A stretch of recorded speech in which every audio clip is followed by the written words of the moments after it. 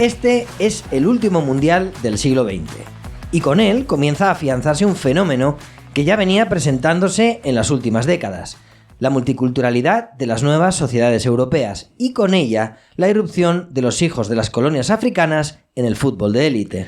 El mundo se mezcla y el talento se abre paso desde todas las clases sociales.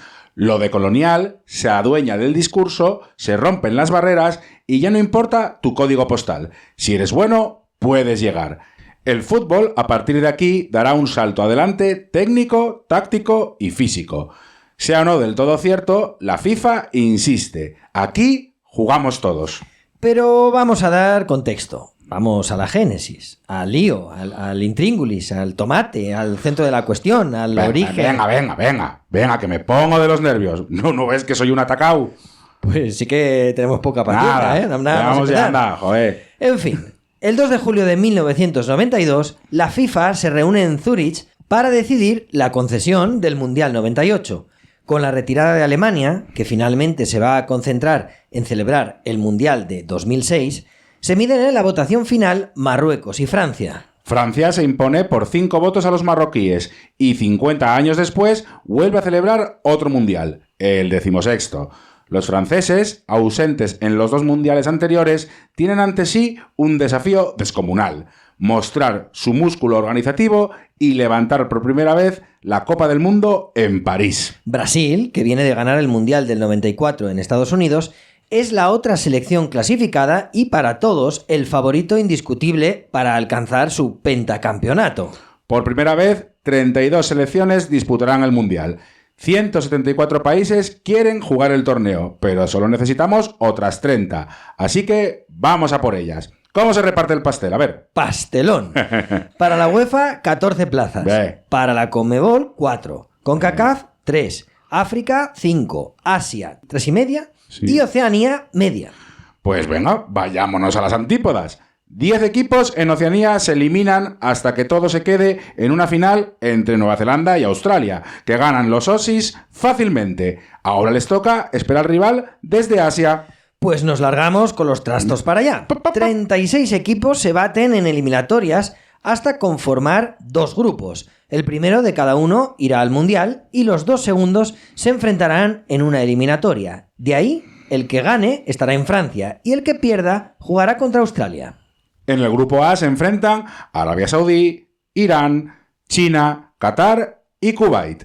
Arabia Saudí, que ya se había clasificado para el último Mundial y que ha ganado 3 de las últimas 4 Copas de Asia, consigue su billete como primera.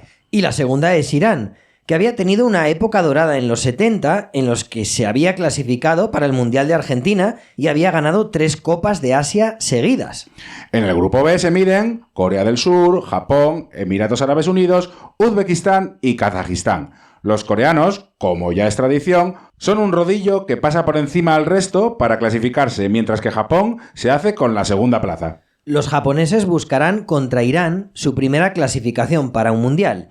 En su afán por aumentar su competitividad, el fútbol se profesionaliza para rivalizar con el béisbol. Los nipones ya habían hecho una aportación futbolística fundamental a la cultura popular en nuestra infancia. Oliver y Benji se llamó en España, supercampeones en Latinoamérica y Capitán Tsubasa en Japón. Allá van con el balón en los pies. Y ninguno les podrá detener... El estadio vibra con la... No, por favor, seamos fuertes. No. Diego, Deber jugar a los dos. Sé fuerte.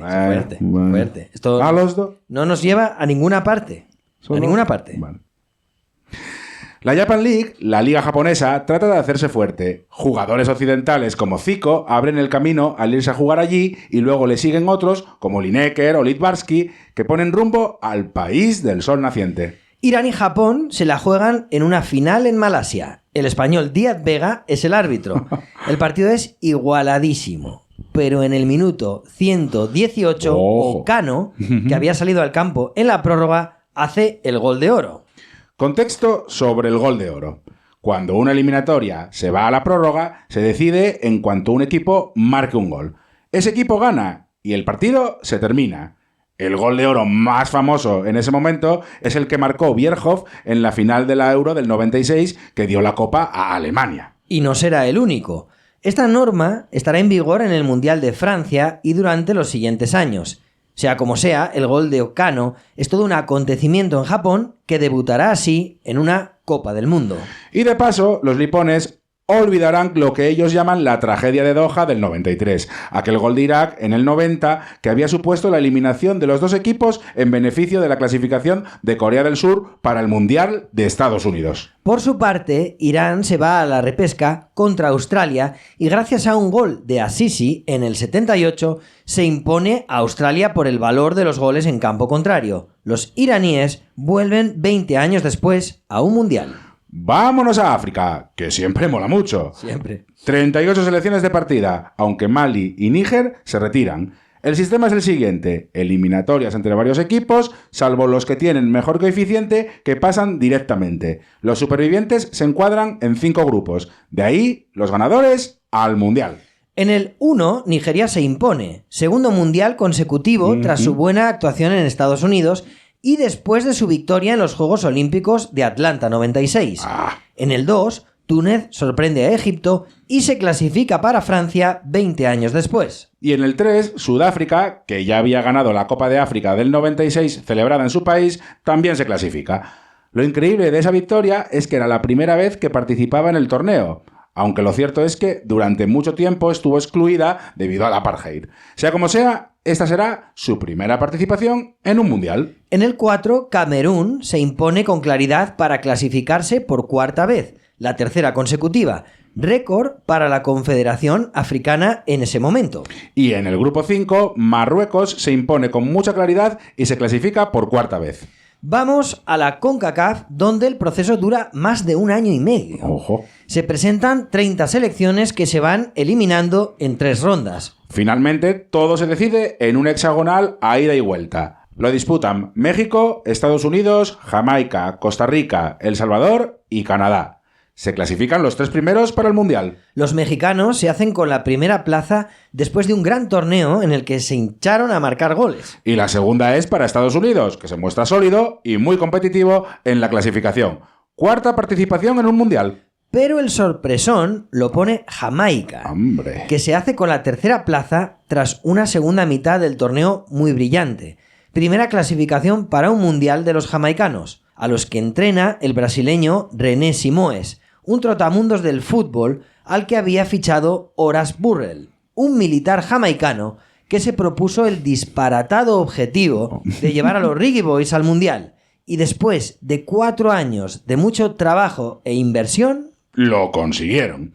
Francia les espera y el mundo estará atento a lo que sean capaces de hacer. pues vamos a la clasificación de la CONMEBOL. En Sudamérica se estrena formato. A partir de aquí, todas las selecciones jugarán una liguilla enorme a ida y vuelta entre abril del 96 y noviembre del 97. Se clasifican las 4 primeras para el Mundial. La Argentina post-Maradona de pasarela se impone en el grupo con claridad. Los Batistuta, Hernán Crespo, Ariel Ortega y compañía tienen un desafío complicado por delante. La sombra del Diego sigue siendo enorme. Es imposible que aparezca otro como él. Imposible. Imposible. Yo creo que ninguna posibilidad. Ninguna. Segundo es Paraguay, una selección muy bien armada que tiene a Chilavert como su gran líder. Se trata de su 5ª clasificación para un Mundial y su regreso tras 2 ausencias consecutivas. Y tercero es la Colombia de Valderrama, 4ª participación y 3ª consecutiva. Los cafeteros han llevado a cabo un relevo generacional sin abandonar la élite. Y la última plaza se la juegan Perú y Chile en la última jornada, es decir, la 16ª. Finalmente los chilenos se hacen con el 4º puesto que supone el billete para Francia. La diferencia de goles ha valido la clasificación. Entre Marcelo Salas e Iván Zamorano han hecho 23 goles. Los uruguayos, por su parte, se quedan séptimos tras una clasificación desastrosa. El seleccionador Roque Maspoli, que había sido el portero de Uruguay en el Maracanazo y que había dirigido al Peñarol, campeón de la Libertadores en el 66, abandonará su cargo tras el desastre.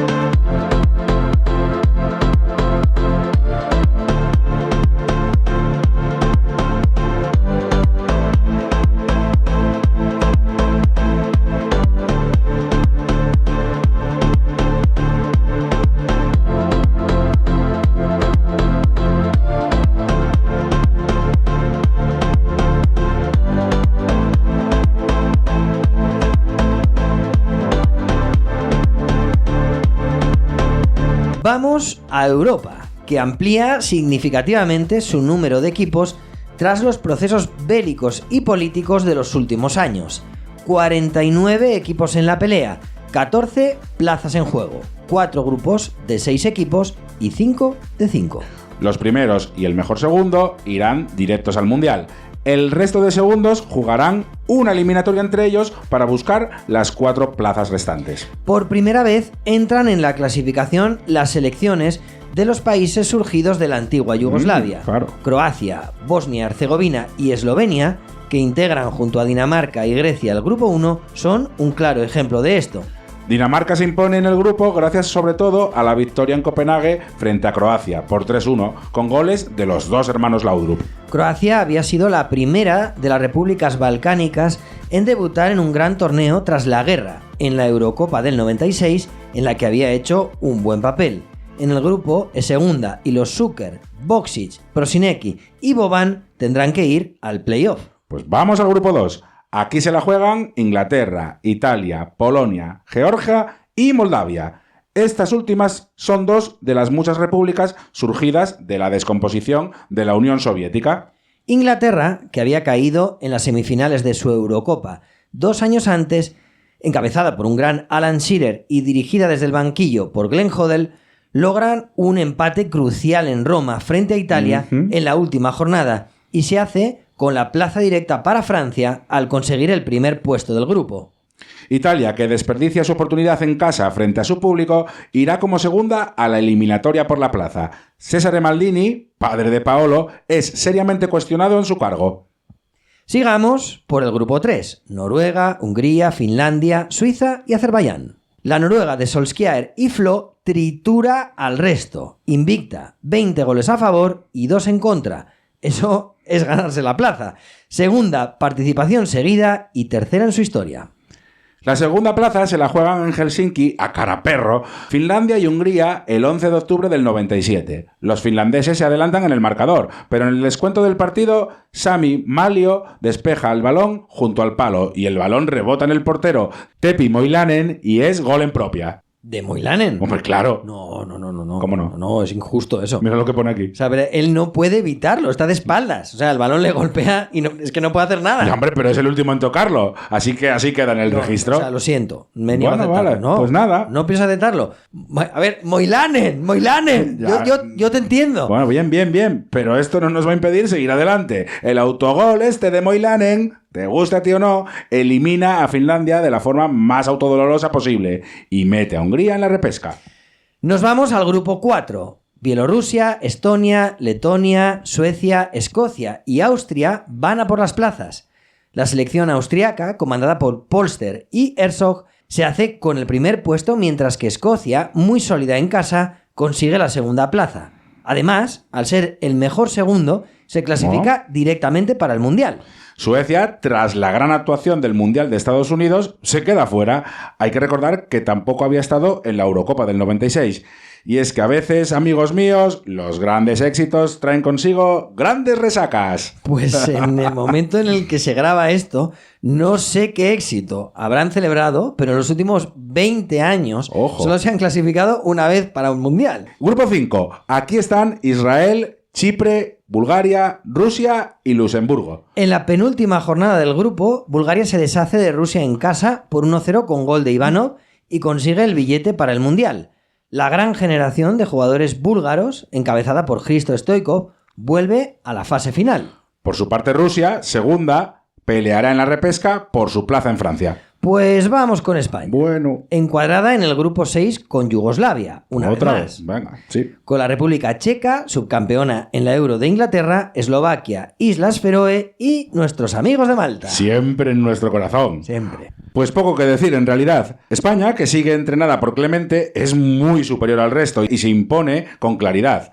Gana todos sus partidos de casa y cede fuera solo 2 empates, frente a Yugoslavia y la República Checa. Los yugoslavos son segundos gracias a sus 2 victorias frente a los checos, que caen eliminados a pesar de tener un muy buen equipo. Sí. Nedved, futuro Balón de Oro, Babel, Smitser y compañía verán el Mundial en la tele. Smither era el que había puesto la fecha de la boda con su novia antes de que acabara la Euro de Inglaterra y tuvo que aplazarla porque llegaron a la final. Es que, a ver, la novia tenía que haberse marcado un órdago. A ver, es Mitchell. Si de verdad me quieres... Grupo 7. Una vez más, Holanda y Bélgica se pelean por una plaza para el Mundial. Lo harán junto a Turquía, Gales y San Marino, al que le meten por ciento 42 goles en 8 partidos del grupo y no consigue marcar ni uno solo. Cuando se graba esto, San Marino es la peor selección del mundo en el ranking FIFA, la número 210 de la lista. Hostia, de hecho, mira, va por detrás de una selección de un país que se llama Anguila. Anguila, ¿eh? Holanda es primera de grupo tras una victoria clave contra Bélgica en la penúltima jornada, sobre la base del jovencísimo Ajax de Van Gaal, que ganó la Champions League en el 95. Holanda vuelve a renacer. Y tanto. La estrella del equipo, Dennis Bergkamp, cuenta a su alrededor con los Kluivert, Seedorf, Davies, Van der Sar, Overmars o los gemelos de Boer. Y en el banquillo, Guus Hiddink. Holanda llega a este torneo en un momento inmejorable. Y Bélgica se tiene que conformar con el segundo puesto y se irá a la pelea en la repesca. Hakan Şükür. ¿Qué? O sea, sin contexto ni nada. ¿Qué quieres que deduzca de esto? Hakan Şükür metió 8 goles en esta clasificación y fue máximo goleador del grupo. Es en el momento en el que se graba esto el máximo goleador histórico de la selección turca y también de la Liga Turca. Tras retirarse, se enfrentó al presidente Erdogan y en 2016 tuvo que salir del país a Estados Unidos para evitar su arresto. Durante varios años se ha ganado la vida conduciendo un Uber en Washington, porque el otro le congeló todas las cuentas. Pues vaya tela marinera. Igual este no consigue un puestín, ¿eh? En la UEFA o en la FIFA. Para dar charlas y hacer sorteos. ¡Hombre! Y movidas así, ¿eh? Claro que sí. Venga, seguimos. Vamos al grupo 8. Rumanía, Lituania, Eire, Macedonia, Islandia y Liechtenstein en la pelea. San Marino ha jugado en su historia hasta este momento 222 partidos y solo le ha ganado 3 a Liechtenstein. Bueno, vale, bien. ¿Vamos a seguir hablando de San Marino mucho rato? Bueno, no sé, igual todavía podemos hablar un poco más. Seguro que es un sitio bonito, ¿eh? Seguro. Lo que sí es seguro es que la primera plaza de este grupo es para Rumanía, que se impone con mucha claridad a los demás. Popescu y Hagi llevan en avión a los rumanos al Mundial. Tercer Mundial consecutivo, 7º en total, para los rumanos que viven sin duda la época dorada de su fútbol. Y Eire le roba la segunda plaza a Lituania al ganarle en Vilna por 1-2, con goles de Toni Cascarino. Los irlandeses lucharán por la plaza en la repesca por estar en su tercer Mundial consecutivo. Y así llegamos al último grupo. Aquí están Alemania, Ucrania, Portugal, Armenia, Irlanda del Norte y Albania. A ver, Bertie Vogts, entrenador de Alemania, cuéntame, ¿cómo estás? Estoy muy bien. Gané la Eurocopa en Inglaterra y además eliminé a los ingleses allí después de la embarcada que nos metieron en el 66. Me alegro por ti, digo Bertie. Pero bueno. ¿Te puedo llamar Bertie? Sí, ese es mi nombre. Claro, Bertie, ¿no? Bertín. Alemania. Bertie. Alemania no se complica mucho la vida y consigue su plaza imponiéndose como primera de grupo. Bierhoff es la gran referencia ofensiva de este equipo que tiene a Möller, Kohler y Sammer del Borussia Dortmund, campeón de la Champions del 97, como columna vertebral del equipo. Aunque finalmente la grave lesión de rodilla de Matthias Sammer, Balón de Oro en el 96, supondrá una enorme baja para la Mannschaft en el torneo. El segundo puesto, por su parte, es para la Ucrania de Shevchenko y Rebrov, sus dos grandes estrellas, sí, que muchos años más tarde serán también ambos seleccionadores de Ucrania. Y Portugal se la vuelve a dar por tercera vez consecutiva. De los 16 torneos disputados, una vez se dispute el de Francia, solo habrá podido clasificarse para 2. Eso sí, hasta el momento en el que se graba esto, desde aquí en adelante, siempre se clasificará. Bueno, pues ya tenemos las 4 eliminatorias entre los mejores segundos. En la primera se miden Croacia y Ucrania. Los dos buscan su debut. Croacia se impone en la ida en Zagreb por 2-0 y resiste en Kiev 2 semanas después con un empate a 1 que vale un mundial. Rusia e Italia se miden en la segunda repesca. En Moscú, Vieri marca al principio de la segunda parte un gol valiosísimo, aunque Cannavaro hace en propia el empate para los rusos. La vuelta es en Nápoles. Casiraghi certifica el pase con un gol que clasifica a los actuales subcampeones del mundo. En la tercera eliminatoria de la repesca, Hungría se mide a Yugoslavia, que le hace un destrozo tremebundo.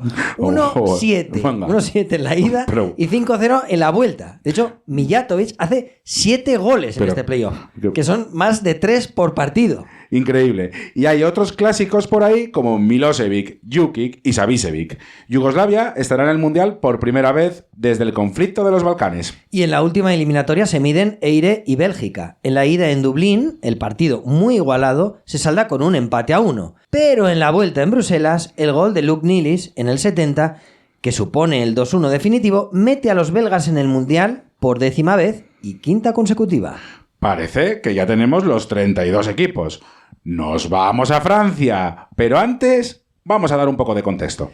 El 16º Mundial de la historia se jugará entre el 10 de junio y el 12 de julio de 1998. Los 64 partidos del torneo se repartirán en 10 sedes: el Parc Lescure de Burdeos, el Estadio Félix Bollaert de Lens, el Stade Vélodrome de Marsella, el Stade de la Motion de Montpellier y el Parque de los Príncipes de París. Stade de Toulouse, Jean Gerland de Lyon, Estadio de Bouillerie de Nantes, Estadio Geoffroy Guichard de Saint-Étienne y, por supuesto, el Stade de France, en Saint-Denis, construido especialmente para el Mundial. E inaugurado con un césped en un estado lamentable en un partido contra España el 28 de febrero de 1998. Que ganó Francia por 1-0 con un gol de Zinedine Zidane tras una cantadona de Zubizarreta. Zubizarreta, pedorreta. Zapatones. 2 presagios de lo que ocurrirá en el Mundial 6 meses después. Vaya spoiler ahí, ¿eh? El formato es sencillo. 32 selecciones divididas en 8 grupos. Pasan los 2 primeros de cada grupo y estos se miden en eliminatorias directas hasta que quede uno. Platini es el presidente del comité organizador y apoyará públicamente a Blatter en su aspiración para ser presidente de la FIFA. Y a cambio él, en menos de 10 años, ya será el presidente de la UEFA. Amistad, amor y compromiso con las causas sociales. Sí, claro. Aunque luego acabarán enfrentados y Blatter se lo llevará puesto cuando se hundan ambos. Pero sigamos. El año anterior, los franceses organizan un cuadrangular junto a Brasil, Italia e Inglaterra, que ganan estos últimos. Un torneo que sirve para promocionar el Mundial y que tendrá su continuidad en la Copa Confederaciones. La mascota es Futix, un gallo con los colores de Francia que se ha convertido en todo un símbolo retro en Francia y que ha pasado a ser un término irónico y despectivo para referirse al subecarros, al hincha que está solo en el lío cuando se gana. El balón es el Adidas tricolor, un esférico que aumenta su durabilidad respecto a los anteriores y que mejora en la precisión del golpeo. Y la canción del Mundial es la Copa de la Vida de Ricky Martin. Sí. Un bombazo radiofónico que para muchos quedará asociado para siempre a los Mundiales. Tú y yo, ale, ale, ale. Bueno, a ver, hay algo muy interesante en este Mundial. Platini decide repartir juego y que en los grupos todos los partidos se disputen en estadios diferentes. Muy buena idea, porque es una buena forma de que se puedan ver a las grandes estrellas en distintas ciudades, incluso en las más pequeñas. Así, el Mundial llegará de verdad a toda Francia.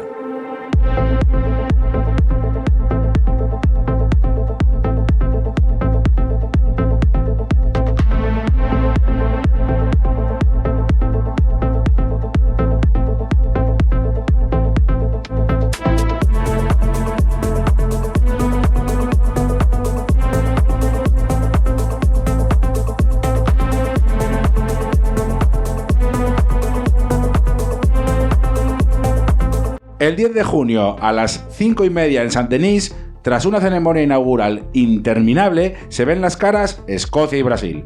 80.000 espectadores, los campeones del mundo, llegan a París a poner el título en juego.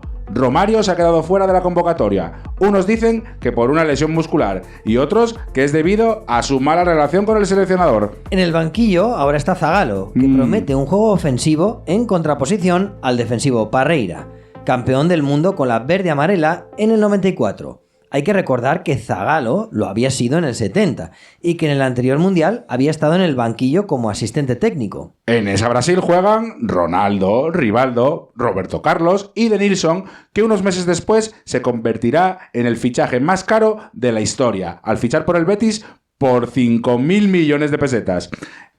¿El Betis? ¿Lo opera? ¿Denilson? ¿Más caro que Ronaldo o Rivaldo? César Sampaio abre el marcador en el minuto 4. Collins empata de penalti en el 39 y Boyd, en propia, da la victoria a los brasileños en el minuto 74. Una Brasil práctica y con poca fluidez en el juego que venía de haber ganado la Copa de América el año anterior, con eficacia y sin brillo resuelve el trámite. Algo más tarde, Marruecos y Noruega, que completan el grupo A, empatan a 2 en Montpellier. Marruecos despliega sus habilidades técnicas y los noruegos se abren paso a balonazo limpio. Los marroquíes hacen 2 golazos por medio de Hadji y Hada, pero Chipo, en propia y Hegen terminan empatando para Noruega. El 6 de junio, en Burdeos, Escocia y Noruega se ven las caras en un partido aburrido en el que Haverflo adelantó a los noruegos y Burley hizo el empate para los escoceses. Y recordemos que cuando la victoria vale 3 puntos, el empate es mucho más problemático. Y esa misma noche, Brasil se mide a Marruecos en la Beaujour de Nantes a las 9 de la noche ante 33.000 espectadores. Los brasileños quieren sacudirse los nervios y las expectativas del estreno. Para entender lo que se espera de esta selección, hemos de prestar atención a Ronaldo, un jugador de 21 años que ha revolucionado el mundo del fútbol. Tras su debut en el Cruzeiro con 16 años, sus paralelismos con Pelé le llevaron por clamor popular al año siguiente con la canariña al Mundial 94, en el que no llegó a debutar. El niño Ronaldo vio el triunfo brasileño desde el Mundial casi como una mascota. Más tarde saltó al PSV, donde hizo 2 grandes temporadas, siendo aún muy joven. Pero su explosión mundial fue con el Barcelona. La temporada 96-97 en la Liga fue toda una revolución futbolística, que le otorgó por pleno derecho la consideración del mejor jugador del mundo. Al año siguiente ficharía por el Inter, donde continuaría asombrando. Jugador tremendamente habilidoso con el dribbling y el cambio de pierna en la conducción, combina la creatividad técnica con la explosividad y la potencia física. Es algo nuevo en el fútbol. Sí, señor. El Mundial de Francia se frota las manos. El deporte rey cree haberle encontrado sucesor a Maradona. Las marcas se frotan las manos. La FIFA también. Una Marruecos voluntariosa sale a hacerse con el control del balón, pero Ronaldo, desde fuera del área, abre el marcador en el minuto 8. ¡El rey está aquí! ¡Miradme!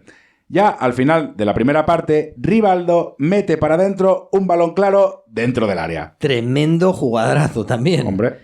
Había sido de alguna manera el sustituto de Ronaldo en el Barcelona tras la marcha de este a Italia. Y Bebeto, muy discutido en Brasil, en la segunda parte pone el 3-0 definitivo. Lo cierto es que Marruecos no ha dejado de buscar el partido, algo que por otra parte le ha venido muy bien a los brasileños y a su capacidad para ser letales arriba cuando hay huecos. Vamos con la última jornada del grupo. Marruecos y Escocia buscan el segundo puesto que les dé una plaza en octavos.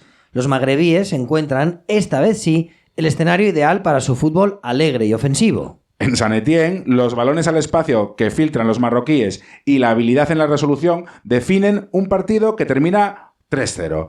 Basir por 2 veces y Hada hacen los goles. Los norteafricanos necesitan que Noruega no le gane a Brasil. A la misma hora, brasileños y noruegos se ven las caras en Marsella. Brasil es muy superior, pero no es hasta el minuto 78 cuando Bebeto consigue abrir el marcador tras una gran jugada de Denilson. A partir de ahí, los brasileños se relajan y Tore André Flo se beneficia de un error defensivo de Junior Baiano para empatar. Y en el minuto 88, el árbitro estadounidense Bar Maxi se inventa un penalti absurdo, Rekdal lo mete y Noruega vence y se clasifica por primera vez para la siguiente ronda. El error del árbitro es gravísimo. Y Marruecos, eliminada, sufre la injusticia. Vamos al grupo B. Italia, Chile, Austria y Camerún. Italia y Chile debutan en Burdeos el 11 de junio. Tras una contra mal defendida por Chile, Vieri adelanta a Italia en el minuto 10. Al final de la primera parte, Salas se hace con un rechace y empata el partido. Y al poco de empezar la segunda parte, el propio Marcelo Salas hace de cabeza el 2-1. Italia no puede hacer daño a los chilenos y el árbitro se inventa un penalti absurdo en el área chilena. El regalo a Italia lo aprovecha Baggio para hacer un empate algo sonrojante. Italia, tal y como se vio en la clasificación, no carbura. En el siguiente partido, Camerún y Austria empatan a 1 en Toulouse. Nianca adelanta a los africanos en el 77 y Polster empata de penalti en el 90 para los europeos. Muy poquita cosa de los dos. El 17 de junio, Austria y Chile se ven las caras ante 30.000 espectadores en Saint Etienne. Chile lo quiere más desde el principio y asume más riesgos. Austria sigue igual de plana que el primer día. Salas, en el minuto 70, mete para adentro un balón que se había quedado en medio de un barullo en el área. Pero no se decide a rematar a los austriacos y lo acaban pagando. En el último suspiro del descuento, Bastic mete por la escuadra un disparo desde fuera del área. 1-1. 2 partidos que Chile mereció ganar y 2 empates. Algo más tarde, en Montpellier, Italia sale a buscar el partido contra Camerún. Cesare Maldini no quiere sorpresas. Di Biagio, en el minuto 7, abre de cabeza el marcador. Camerún, desordenada y caótica, no se encuentra en el campo. Además, Kala es expulsado en el minuto 43. Vieri, en el 75, pica con suavidad un balón por encima de Songo. Y en el 89, en un error defensivo tremendo, el propio Vieri sentencia el partido. 3-0 e Italia con un pie en la siguiente ronda. Que certifica en Saint-Denis 6 días más tarde al imponerse a Austria por 2-1. Vieri en el 49 abre el marcador entrando de cabeza como un misil y hace su cuarto gol en el campeonato. El italiano ya había sido pichichi en la Liga Española con el Atlético de Madrid el año anterior, a pesar de su tormentosa relación con su entrenador Radomir Antic. Alessandro Del Piero es el mejor sobre el campo y Pagliuca lo para todo para sostener a Italia. Baggio, a pase de Inzaghi, en el 89 sentencia el partido. Aunque Herzog de penalti marca el 2-1, Austria está fuera del Mundial. Italia a octavos como primera de grupo. A la misma hora, Chile y Camerún buscan la otra plaza. Los cameruneses necesitan ganar. En el minuto 20, el chileno Sierra enchufa por la escuadra una falta. Y en el minuto 35, Song es expulsado por meterle un codazo en la cara a Marcelo Salas. Con el viento a favor, Chile, de nuevo, no se decide a apuntalar el resultado. Emboma de cabeza, en el 55 hace el empate. Chile sabe que le sirve el resultado y guarda la pelota con inteligencia para llegar hasta el final y meterse como segunda. Grupo C: Francia, Dinamarca, Sudáfrica y Arabia Saudí. Dinamarca y Arabia Saudí se ven las caras el 12 de junio en Lens, en un partido en el que Ripper, en el 69, hace el único gol para Dinamarca. Y ese mismo día debuta Francia. Aimé Jacquet, un técnico no excesivamente mediático, había llegado al cargo en el 93 tras las ausencias de Francia en los mundiales del 90 y el 94.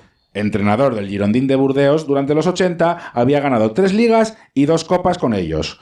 Su apuesta en la selección para sustituir a Platini y al interino Houllier había sido muy criticada por un sector de la prensa deportiva que afirmaba que no tenía nivel. Bajo su responsabilidad está asumir el relevo de la generación anterior.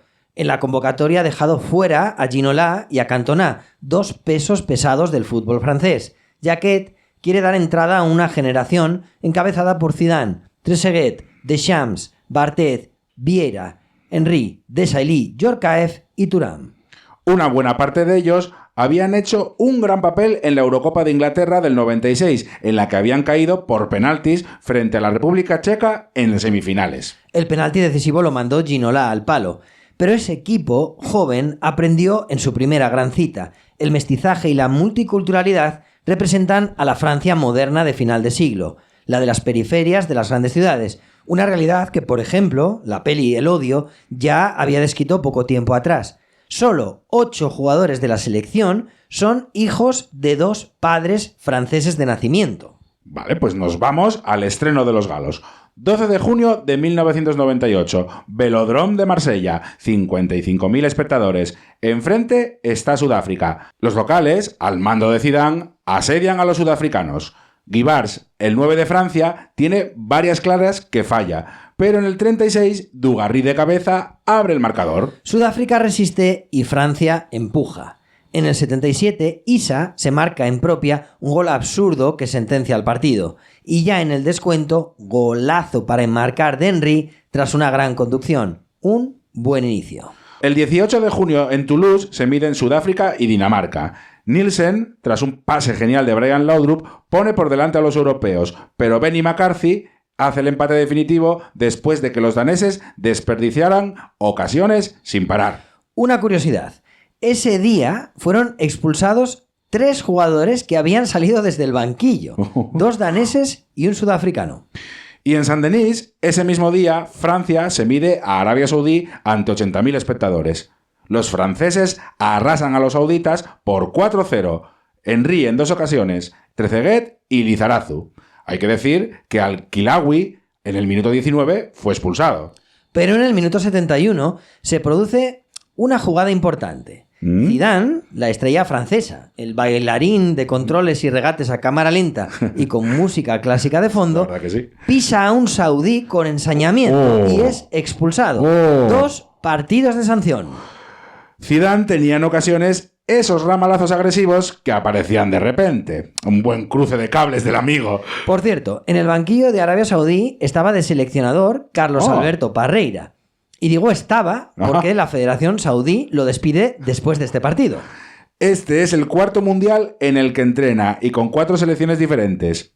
Kuwait en el 82, aquellos que se largaron del campo contra Francia. Porque lo de Senegal en la Copa de África 2025 ya había pasado antes. Emiratos Árabes Unidos en el 90, Brasil en el 94 y Arabia Saudí en el 98. Spoiler, entrenará en otros 2 mundiales y añadirá otra selección a esa lista.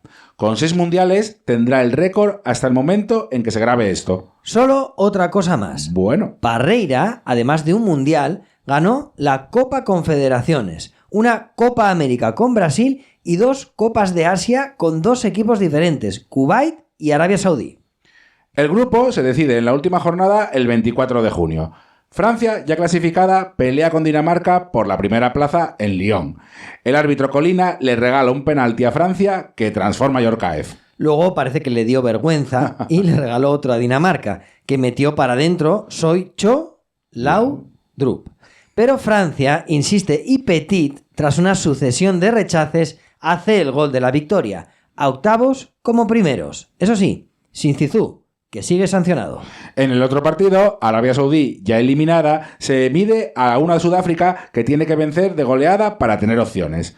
Bartlett da esperanza en el 18 al abrir el marcador tras una contra y un error del portero. Luego los saudíes se metieron en el partido y le dieron la vuelta al resultado con 2 penaltis. Uno lo metió Al Jaber y el otro Al Tunayan. Sudáfrica empató en el descuento con otro penalti más. Bartlett y para adentro. Dinamarca estará también en octavos.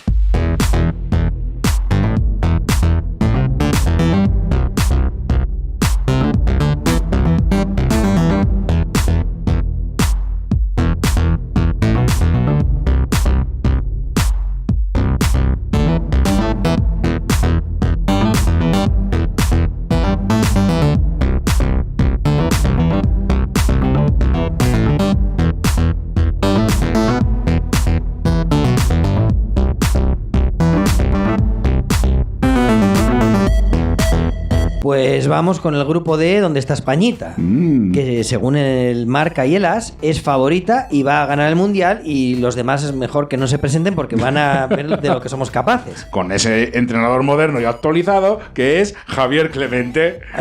Bueno, en realidad no tiene mal equipo, ¿no? No. Alrededor de Raúl, que en ese momento la estrella de España, con apenas 21 años y que viene de haber ganado la Champions con el Madrid poco antes, hay jugadores muy interesantes como Kiko, Alfonso, Sergi, Morientes o Echeverría, por ejemplo. Si bien es cierto que a Clemente, el amarrategui, a esas alturas, enfrentado ya con toda la prensa española, le gusta el cemento armado de los Alcorta, Hierro, Iván Campo y Nadal.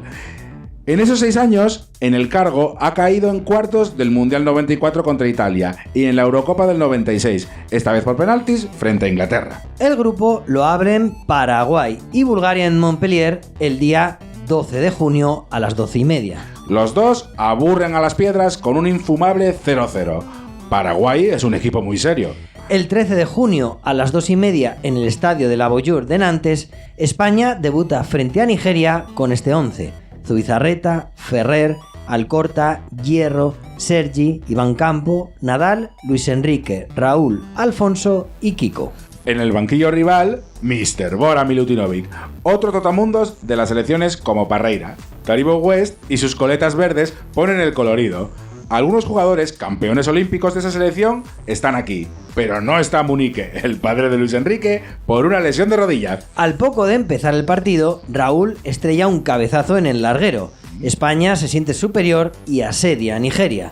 Hierro, en el minuto 20, lanza una falta y la mete por abajo junto al palo derecho. El portero Rufai a uvas. 1-0. Pero 5 minutos después, tras un córner, Adepoyu remata de cabeza en el primer palo y hace el empate. La tormenta cae sobre Nantes y España pierde el control del partido.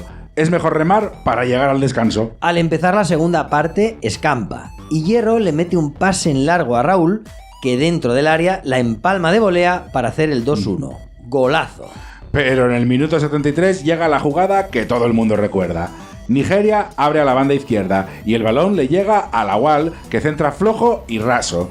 Zubizarreta, torpón, saca la mano hacia adentro y se la mete en propia. Es una mano como de Muppet, ¿eh? Zubizarreta, pedorreta, la lía y deja tocada a España.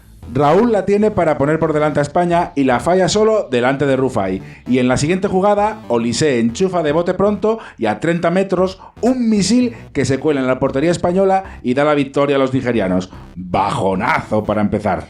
El día 19 de junio, Nigeria se mide a Bulgaria en el Parque de los Príncipes. Los nigerianos bailan a los búlgaros. En el minuto 26, Ikpeba, tras una jugada colectiva impresionante, pone delante a Nigeria. Los nigerianos quieren más y llegan con combinaciones elaboradas hasta la portería búlgara. En la segunda parte, Bulgaria reacciona, pero no consigue igualar el marcador. Segunda victoria para Nigeria, que se clasifica para los octavos de final. Un poco más tarde, en Saint-Étienne, ante 30.000 espectadores, España se mide a Paraguay. Los españoles, bastante inoperantes arriba, tienen sin embargo sus opciones que desbarata un enorme Chilabert. Luis Enrique, el más activo, dispone de varias, pero no consigue meter ninguna. El 0-0 le sabe victoria a Paraguay y a derrota a España. Porque si Paraguay vence a Nigeria, que no olvidemos está ya clasificada como primera de grupo, eliminará a España y eso es exactamente lo que pasa. Nigeria se reserva a medio equipo, entre ellos a Okocha, Ikpeba, Adepoyu o Finidi, entre otros, y Paraguay sale a morir. En el minuto 1 de juego, Ayala hace el 1-0, aunque Oruma empata apenas 10 minutos después. Pero Benítez, aquel delantero que jugó en el Atleti y el Español, entre otros, hace el 2-1 en el 58. España mira el partido de reojo mientras se juega el suyo, y en el 86 Cardoso entierra toda esperanza haciendo el 3-1 definitivo. Paraguay sigue, España a la calle. ¡Desastre! Y poco importa el 6-1 que le enchufan los españoles a una envejecida Bulgaria, que es una sombra de lo que fue con una selección de jugadores enfrentados entre ellos. Todavía siguen enfrentados. Siguen desde 4 años discutiendo. Clemente apuesta por un 11 más ofensivo cuando ya es demasiado tarde y entre otros cambios deja a Raúl en el banquillo y pone a Morientes de titular. Los goles de España los hacen Hierro, Luis Enrique, 2 de Morientes y 2 de Kiko. El de Bulgaria lo mete Kostadinov. La eliminación de España en el Mundial de Francia será el principio del final para Javier Clemente, que terminará de forma fulminante tras una derrota en Chipre por 3-2 apenas 2 meses después. Hola, mundialista. Interrumpimos el capítulo un momento para recordarte que para nosotros es muy importante conocer tu opinión y saber que estás ahí. Suscríbete en Spotify, iVoox y YouTube y déjanos un like y un comentario sobre lo que te ha parecido el episodio. Y visita nuestra web www.lahistoriadelosmundiales.es, que está chulísima. Bueno, ya no te interrumpimos más. Sigue disfrutando de la historia de los mundiales. Vayamos al grupo E. Holanda, Bélgica, México y Corea del Sur. Los ratones verdes debutan en Saint-Germain de Lyon frente a Corea del Sur. En el minuto 28, Seok Hoo-ha lanza una falta, el balón rebota en la barrera y se cuela en la portería mexicana sin que Jorge Campos pueda hacer nada. 3 minutos después, el coreano es expulsado. Muchas emociones para el amigo, que se gestionó mal, la verdad. ¡Uah! Siempre a tope. Brasil. Ya en la segunda parte, Peláez se encuentra un balón en el área pequeña y hace el empate. México se lanza por la victoria. Hernández en el 74 y de nuevo en el 84, este último tras gran pase de Cuauhtémoc Blanco, pone el 3-1 definitivo. Gran comienzo. Y en el otro partido que abre esta primera jornada, Holanda y Bélgica miden sus fuerzas en Saint-Denis, el gran escenario del Mundial, ante 77.000 espectadores. Los de Guus Hiddink lo intentan sin suerte porque el 0-0 no se moverá. Al final del partido, además, Patrick Kluivert es expulsado. El 20 de junio, Bélgica y México se ven las caras en Burdeos. Wilmots pone por delante a los belgas con 2 goles al final de la primera parte y al principio de la segunda, pero García Aspe de penalti y Blanco algo más tarde hacen el empate a 2 definitivo. Más tarde, en Marsella, Holanda atropella a Corea del Sur ante 55.000 espectadores. Un 5-0 inapelable.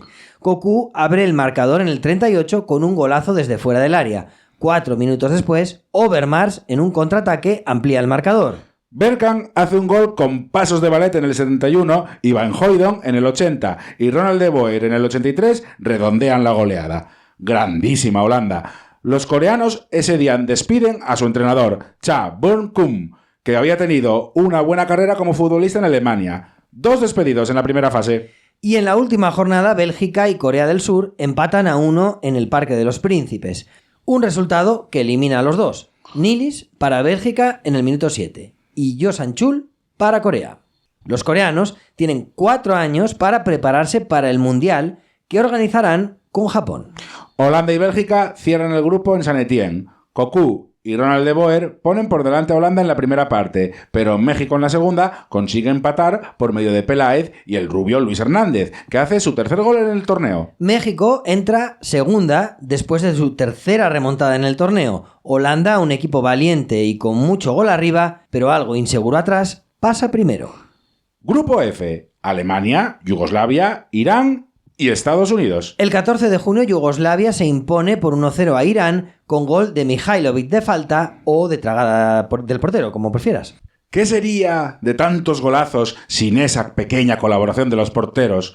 Involuntarios sacrificios para la historia. Los alemanes, que vienen de ser campeones de Europa, debutan en el Parque de los Príncipes contra USA a las 9 de la noche. Möller y Klinsmann ponen el 2-0 definitivo en el marcador, sellado y con entrada en registro. Y en la segunda jornada, en el Félix Boalater de Lens, Yugoslavia y Alemania se ven las caras. Los yugoslavos, que son, recordemos, una escisión de la antigua Yugoslavia, sorprenden a Alemania con 2 goles de Stankovic, uno en el minuto 13 y otro en el 54. Pero Alemania reacciona en el último tramo. Mihailovic en propia da esperanzas a los alemanes en el 73 y Bierhoff en el 80 igualan el partido. ¿Te das cuenta?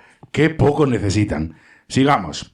En St. George-Germain se miden Irán y Estados Unidos. Otro partido con una carga política enorme, debido a las enormes tensiones entre los dos países. Siempre que alguien le vende petróleo barato a China, tiene tensiones con los Estados Unidos. ¡Anda! Antes del partido se intercambian rosas blancas. Sea como sea, los americanos las tienen claras, pero se encuentran con los palos. En el minuto 40, Stili abre el marcador y ya en la segunda parte, Makhmadivkia amplía el marcador. De nada sirve el gol de McBride en el 87. Irán gana y elimina a Estados Unidos sin necesidad de enriquecer uranio. En la última jornada, Alemania se mide a Irán en Montpellier. Tras una primera parte igualada, en el minuto 50 pase genial de Hassler y Bierhoff de cabeza pone el 1-0, de manual. El ABC del fútbol, el pase de la muerte. Y 7 minutos después, Klinsmann aprovecha un rebote en el palo para meterla de cabeza. 2-0 y a funcionar. Irán a su casa. Y no volverán. Quiero desoír esto que acaba de pasar, desvivirlo. Y en otro partido jugado a la misma hora en Nantes, Yugoslavia se impone por 1-0 a Estados Unidos con gol de Komljenovic. Grupo G: Inglaterra, Rumanía, Colombia y Túnez. Inglaterra y Túnez se enfrentan en el Velódromo de Marsella ante 55.000 espectadores. Glenn Hoddle ha dejado fuera de la convocatoria a Paul Gascoigne por las borracheras que se agarraba el amigo. Y sobre todo por las fotos que sacaban los periódicos cuando se las agarraba el amigo. Esta selección tiene a Southgate, a Shearer, Scholes, David Beckham o Tony Adams como principales referencias. En el minuto 42, Alan Shearer abre el marcador de cabeza y en el 89, Paul Scholes pone la sentencia. Partido sin mucha historia, la verdad. En el otro partido del grupo, Colombia y Rumanía se ven las caras en Lyon en un partido emocionante lleno de alternativas. Y que se resuelve con un gol muy guapo de la Cobra Ilie en el último minuto de la primera parte. Ilie había fichado por el Valencia en el mercado de invierno del 98. Es el jugador hasta el momento en el que se graba esto que más goles ha metido en la Liga Española tras ser fichado en el mercado de invierno. 12 chirlos. Le siguen Aubameyang en el Barça con 11 y Diego Costa con 10 en el Rayo. Sigamos. El 22 de junio, en el Stade de la Motion, Colombia se media a Túnez.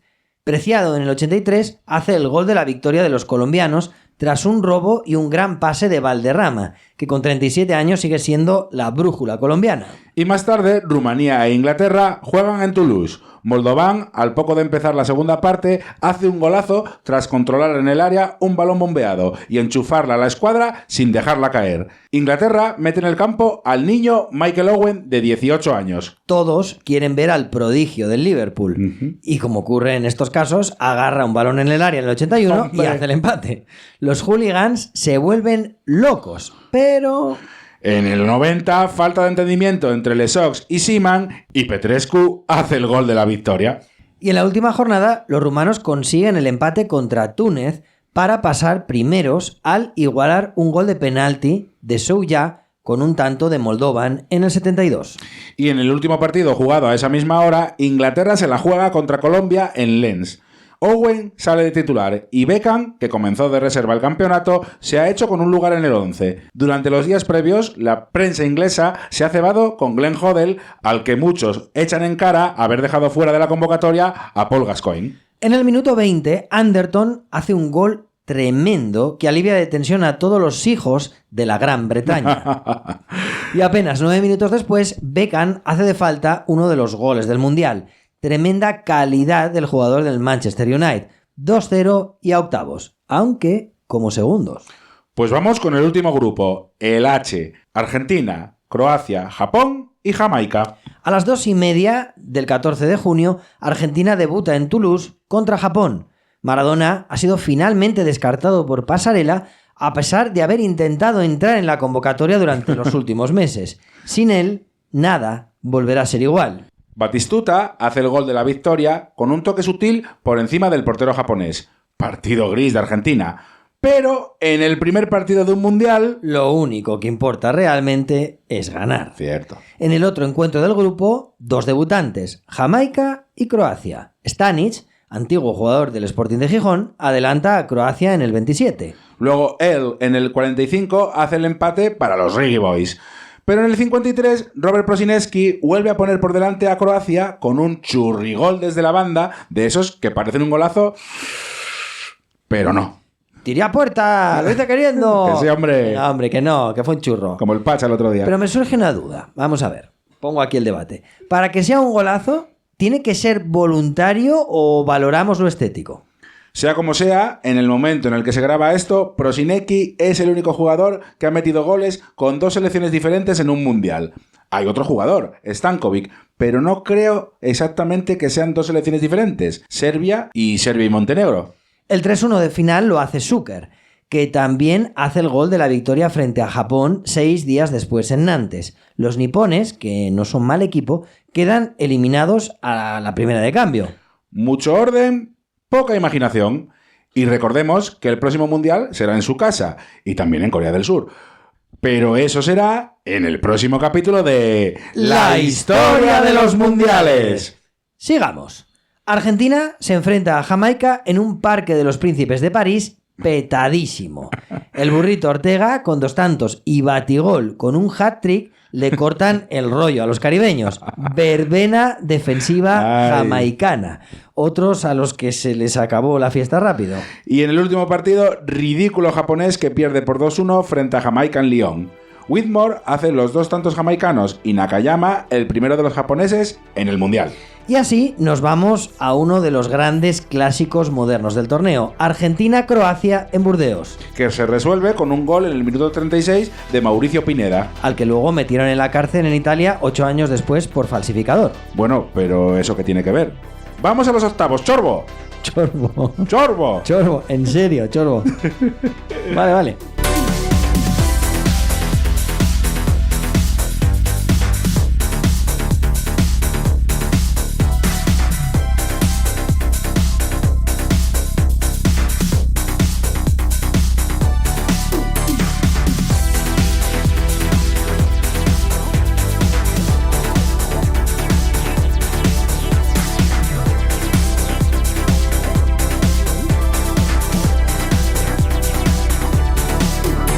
27 de junio de 1998 a las 4:30 en Marsella, Italia-Noruega.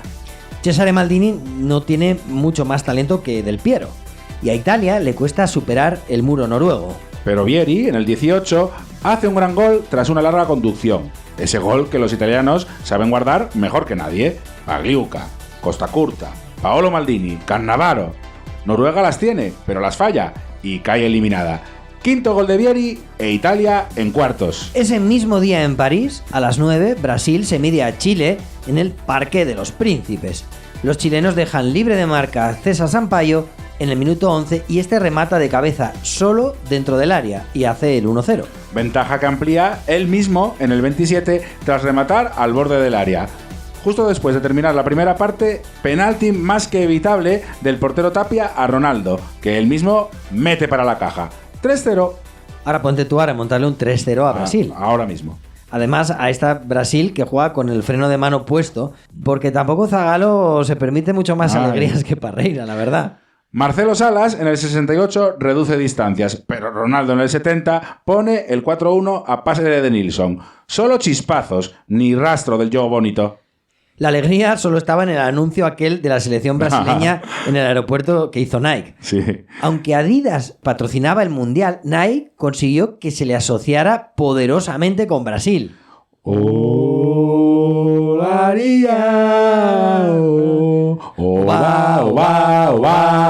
Recuerdo que Nike había hecho antes aquel mítico del 96 en el que varios jugadores se enfrentaban a unos demonios. ¡Ay, Dios mío! Y Cantona decía al final ¡Orwa! En todos los colegios del mundo, el nivel de flipadismo era extremo. Sigamos con los octavos. Stade Félix Bollaert de Lens, 28 de junio. Francia contra Paraguay. Un equipo incómodo al que es muy difícil hacerle ocasiones y que tiene en el portero Chilavert un líder fuerte capaz de juntar y sostener a su equipo. Los paraguayos someten a Francia a la misma frustración que ya había padecido España. Una defensa férrea, orden y un portero muy inspirado. Sin Zidane, Yorkaev a los galos sin éxito. Francia llega, pero el tiempo se le escurre y se le va a la prórroga. El enorme talento ofensivo no se concreta y los franceses entran en pánico con este mundial, con este tinglao que hemos organizado. ¿Y si nos vamos fuera, tan pronto? En el minuto 114, Pires la cuelga al área. Trezeguet prolonga de cabeza y Laurent Blanc hace el gol de oro. Que fulmina a Paraguay y concluye el partido. Sofocón heavy de Francia. Dramático el gol de oro, pero tan radical que infundía más miedo que ganas de ir a jugárselo todo al 100%. Pero bueno, Paraguay eliminada. Francia, adelante. Turno para Dinamarca y Nigeria en el Stade de France en Saint-Denis esa misma noche. Y sinfonía de los hermanos Laudrup ante una Nigeria desdibujada. Möller, que después del Mundial se iría a jugar al Oviedo, abre el marcador en el minuto 3 con el exterior. Y Rufai deja un rechace a disparo del propio Möller a los pies de Brian Laudrup, que pone el segundo. Dinamarca se divierte y Sand en el 60 hace el tercero. Y Rufai sigue regalando. Bueno. Y en el 76, Helbeck, tras un error suyo, hace el cuarto. Tijani Babangida en el 78 pone el gol del honor para Nigeria. 4-1 y Dinamarca hacia adelante. Nigeria, fuera. Nos vamos a Montpellier a ver un Alemania-México muy igualado. El larguero y un genial Jorge Campos, el portero delantero de los trajes horteras y coloristas, detienen a los alemanes. Y nada más empezar la segunda parte, Luis Hernández coge un balón en el área y adelanta a México. presa. Luego Luis Hernández la tuvo clarísima, pero remató flojo a las manos de Kopke. Era esa, ya lo sabes. Ya lo sabes. Y después, mira, es que no lo voy ni a decir. Primero Klinsmann, No. tras un rebote muy afortunado en el área, y luego Bierhoff, con un gol de cabeza impresionante, le dan la vuelta al marcador en solo 9 minutos. Una buena selección de México pierde su oportunidad ante los Panthers, que se meten en cuartos gracias a ese instinto indescifrable que les permite entender cuándo y dónde tienen que morder. México a la calle. En Toulouse, por la noche, Holanda se mide a Yugoslavia. En el minuto 38, Bergkamp está muy hábil usando el cuerpo. Se deshace de Mirkovic y remata fuerte abajo. El portero Kral no está nada fino y se la come. Yugoslavia reacciona y al principio de la segunda parte, en el 48, error en la marca de Cocu, Komeljenovic de cabeza pone el empate. Apenas 2 minutos después, penalti más que discutible de Stam a Jugovic. Se la pide Mijatovic, que la manda al larguero. Y en el minuto 90, Davis, de disparo lejano y ayudado en un rebote, hace el gol de la victoria. Holanda, con mucho menos fútbol del esperado, pasa a cuartos frente a una Yugoslavia que no mereció un final tan cruel. Bien, pero sigamos. El 30 de junio, en Burdeos, Rumanía y Croacia buscan su plaza en la siguiente ronda ante 31.000 espectadores. Los rumanos salen todos al campo teñidos de rubio para cumplir la promesa de hacerlo si pasaban de ronda. El partido comienza con alternativas, aunque algo trabado. De nuevo, el árbitro pita un penalti de broma, como otros de este mundial. Zucker se planta delante de Stelea, se toma el pulso en su cuello, corre y la enchufa. El 1-0 meterá a los croatas en cuartos en su debut. Exitazo. Y vamos con el último partido de estos octavos de final. Nada menos que Inglaterra-Argentina en San Etienne, ante 30.000 espectadores. ¡Súper clásico! En el minuto 6, piscinazo de Simeone ante Seaman, que el árbitro se traga. Penalti que mete para adentro Batistuta. 1-0. 4 minutos después, el árbitro danés Nielsen compensa su error con otro error y pita penalti tras otro piscinazo, esta vez de Michael Owen frente a Ayala. Lamentables los árbitros en el torneo. Sea como sea, Alan Shearer perfora las redes. Esta primera parte es tremenda. En el minuto 16, pase de Beckham a Owen, que la controla de espuela y la orienta hacia adelante. Se mide en carrera a Chamot, al que deja atrás. Luego rompe a Ayala, entra en el área y bate a Roa por la escuadra. Golazo maradoniano de Inglaterra frente a Argentina. Claro. Pero la primera parte no ha acabado y tras una jugada de pizarra en un saque de falta, la bruja Verón se la da a Zanetti y hace el empate. Una fiesta del fútbol. Pero en la segunda parte, tras las numerosas provocaciones de Simeone, Beckham se deja arrastrar por el mosqueo, le hace la zancadilla desde el suelo y el árbitro le expulsa. Tengo 2 opiniones que nadie me ha pedido sobre esto. A ver, venga. Para mí, siento decirlo, pero Simeone representa lo peor del fútbol. Lo siento. Y luego, también, creo que la expulsión es excesiva para lo que hace el inglés. Sea como sea, la superioridad inglesa en el campo desaparece. El partido pierde su brillo y Argentina, aunque tiene a un Burrito Ortega muy inspirado, no consigue marcar con uno más ni en el tiempo reglamentario ni en la prórroga. ¿Qué nos vienen? Penaltis.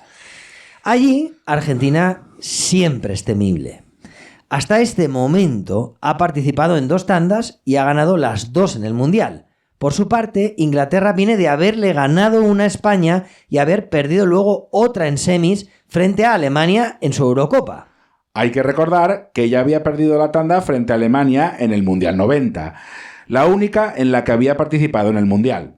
En la tanda meten todos salvo Ince y Crespo. Se llegan a los 2 últimos. Ayala mete el suyo y luego le toca a Bati, que lo lanza y se la para Roa. Argentina sigue, Inglaterra cae. Shearer decía de Bati que era un tipo al que no le gustaba nada el fútbol, pero que se dedicó a ello porque se le daba bien, nada más.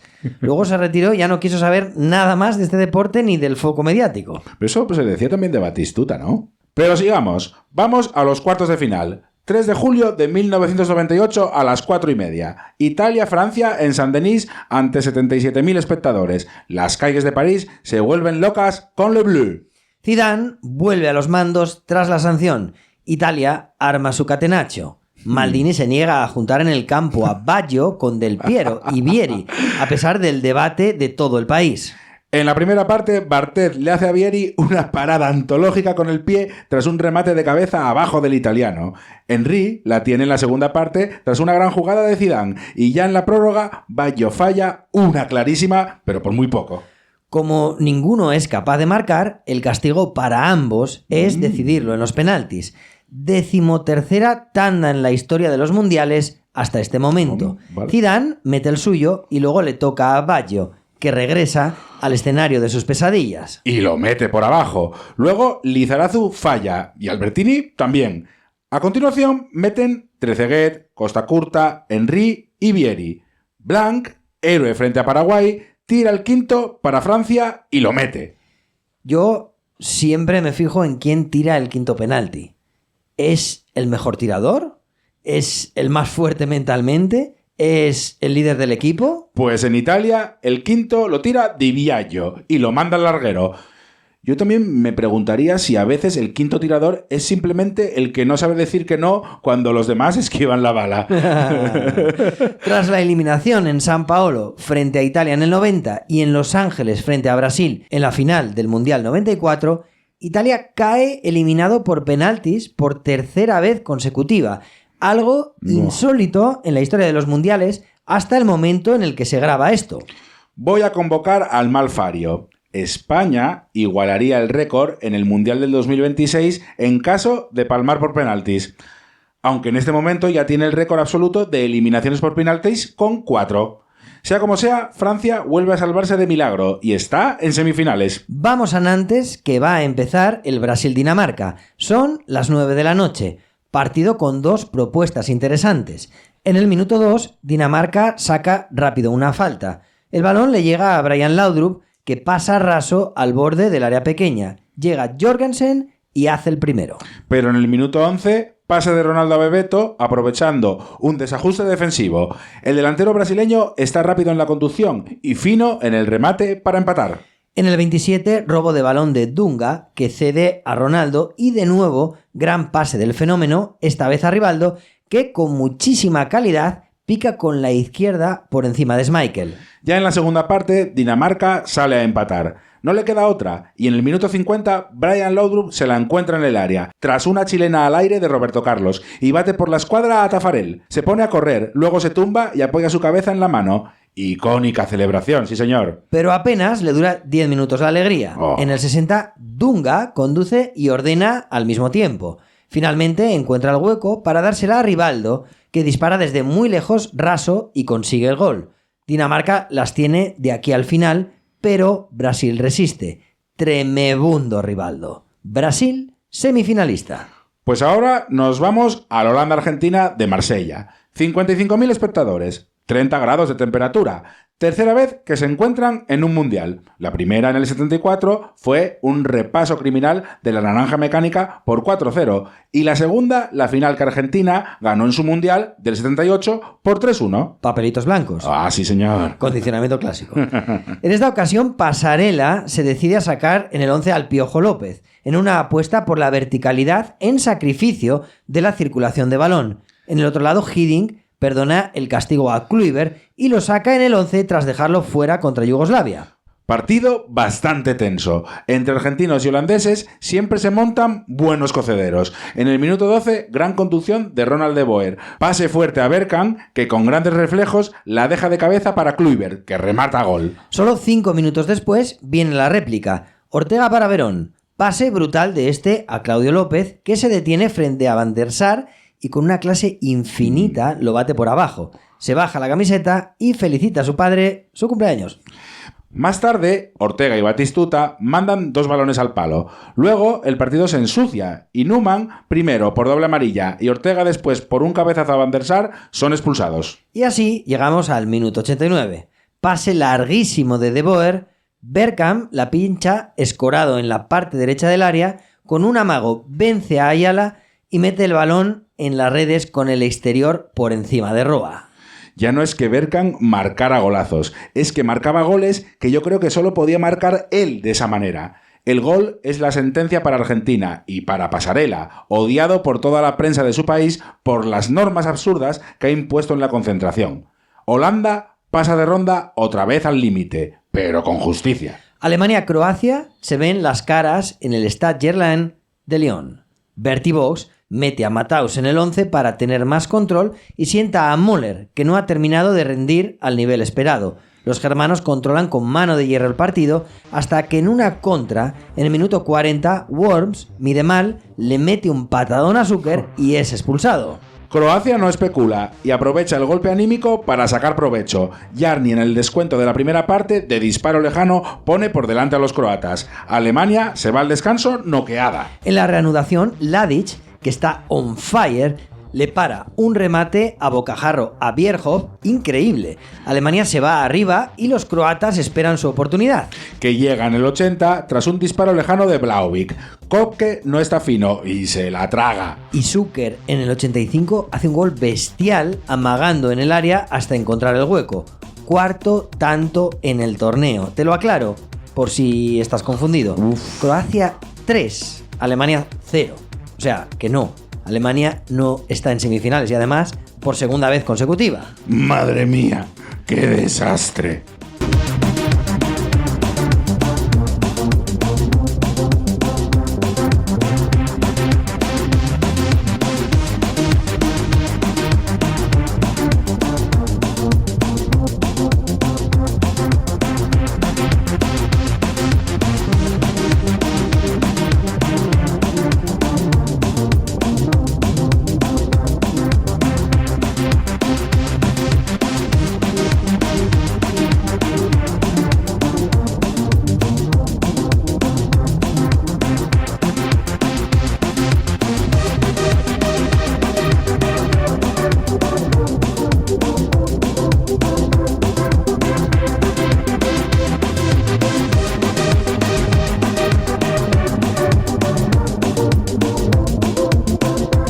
Pues ya tenemos las semifinales. El 7 de julio, en el Velódromo de Marsella, Brasil y Holanda se ven las caras.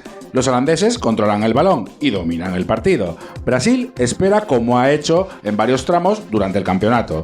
Kluivert y Bergkamp no están finos en el remate. Nada más empezar el segundo tiempo, gran pase de Rivaldo. Ronaldo controla en el área y bate con calidad a Van der Sar por abajo. Luego Ronaldo vuelve a quedarse solo, pero llega Davis por detrás y despeja en el límite. Más tarde Rivaldo la tiene clarísimo y Van der Sar la saca otra vez al límite. Holanda respira. Vida extra que aprovecha Kluivert en el 87 con un remate de cabeza poderosísimo que bate a Taffarel. Nos vamos a la prórroga. Ronaldo y Kluivert tienen cada uno la suya durante el tiempo extra, pero no la meten. Penaltis. Primera tanda para Holanda y tercera para Brasil, que ha ganado el último mundial desde allí. Los brasileños los meten todos y Taffarel se los para a Cocu y Ronald de Boer. Holanda se queda a las puertas de la final y deja pasar una gran oportunidad, una oportunidad histórica, yo creo. Sí. Brasil estará en París para revalidar su título 4 años después. Pues nos vamos a Saint-Denis a buscar al otro finalista. Francia y Croacia se ven las caras en un estadio a rebosar. Es el 8 de julio de 1998. Zidane vuelve a mandar sobre el campo. Francia se pone en sus manos. Croacia no tiene nada que perder, pero al mismo tiempo está a las puertas de la final de un mundial. Boban está más apagado que en partidos anteriores. La primera parte se esfuma entre nervios y respeto excesivo. Pero el fútbol estalla en la segunda. Nada más empezar, Zidane pierde un balón en el medio del campo. Croacia sale tocando y encuentra a Zucker, que en el mano a mano bate a Barthez. Y en la siguiente jugada, error gravísimo de Boban en la salida de balón. Thuram se la roba. Hace una pared con Djorkaeff y bate a Ladic dentro del área. Gol balsámico antes de que Croacia pudiera siquiera saborear el suyo. Francia es mejor a partir de aquí. En el minuto 69, de nuevo Thuram roba un balón, esta vez a Jarni, y luego se anima a disparar con la izquierda. La pelota sale ajustada al palo derecho de Ladic y es gol. ¡Golazo! Thuram se arrodilla y simula pensar sobre el césped parisino. Pero Blanc, héroe en las dos anteriores eliminatorias, le mete un manotazo en la cara a Bilic en el minuto 76 y es expulsado. Perderte una final por una estupidez así, una final del Mundial. Me imagino que es algo ya que se queda contigo toda la vida. Porque el partido termina y Francia estará por primera vez en la final de un mundial. Los herederos de Fontaine y Platini han conseguido algo que ellos no. París se prepara para hacer frente a Ronaldo y los suyos. Pero antes nos vamos al tercer y cuarto puesto. Holanda y Croacia se miran en la resaca de la derrota. El único que se juega algo es Zucker, que busca el pichichi del mundial. Prosinecki, suplente contra Francia, hace con paso de baile incluido un gol en el minuto 13 tras pase de Jarni, desgraciado protagonista de la semifinal. Y Bodo Senden empata de disparo lejano en el 21. En el minuto 35, Zucker con el exterior hace el sexto gol que le da lo que buscaba. Su título de máximo goleador del mundial. ¡Ojo! 6 goles van en el trofeo, superando los 5 de Batistuta y Vieri. Croacia es tercero y Holanda cuarto. Pues nos vamos a la final, que es inmejorable. Francia contra Brasil, los dos mejores equipos del torneo que las han pasado canutas para llegar hasta aquí.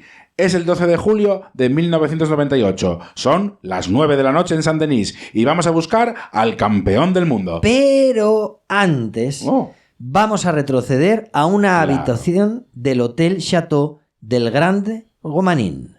Son las 2 de la tarde. Roberto Carlos presencia cómo Ronaldo sufre convulsiones, pide ayuda desesperado y el equipo médico acude.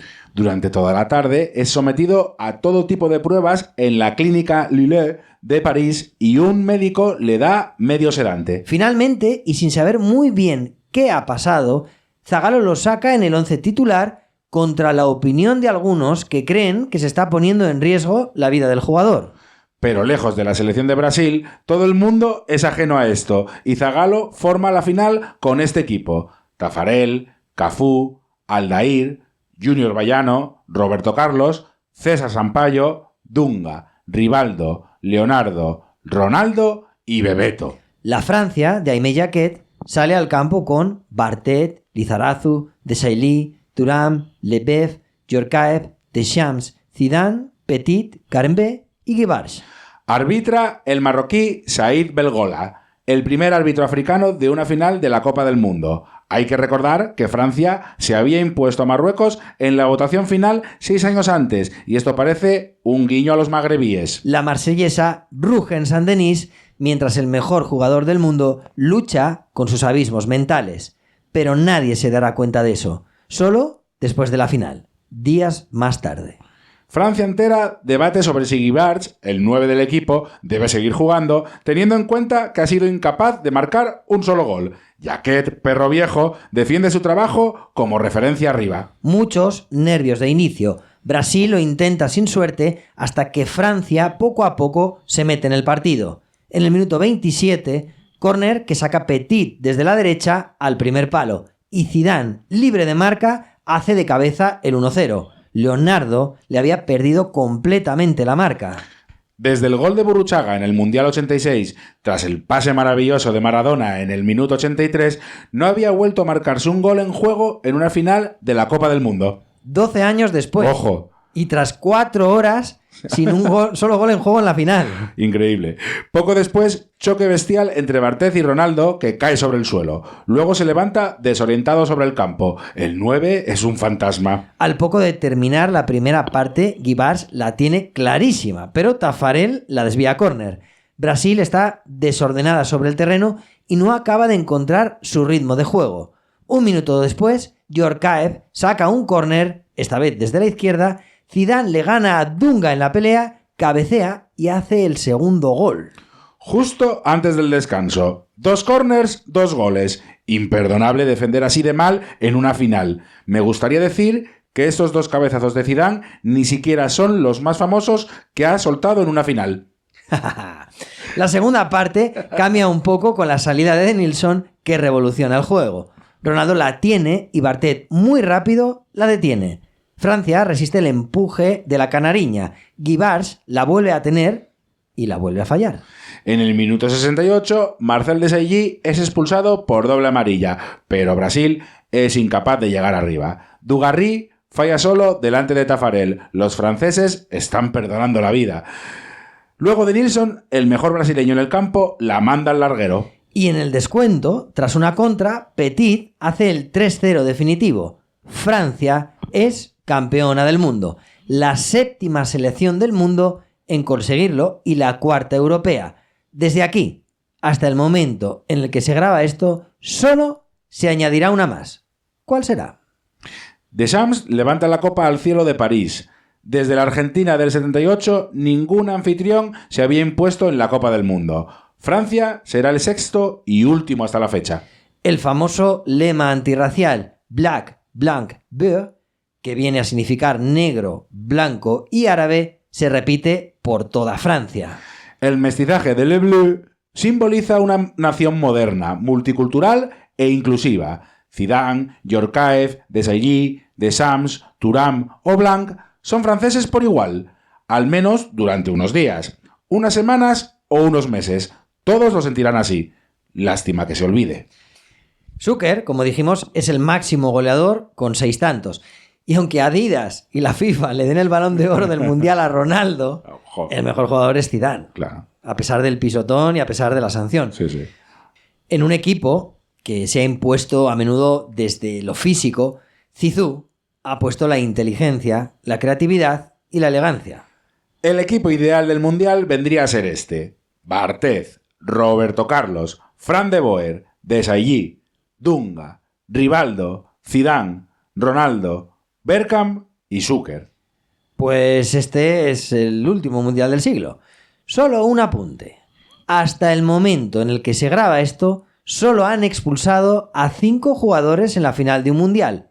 ¿Cuáles son? Pero vamos a ver una cosa. Yo ya no sé cómo tengo que decirte las cosas para que se me haga caso aquí. Pues con educación, Diego. Con educación. ¿Me estás llamando maleducado? Vaya, cómo te pasas.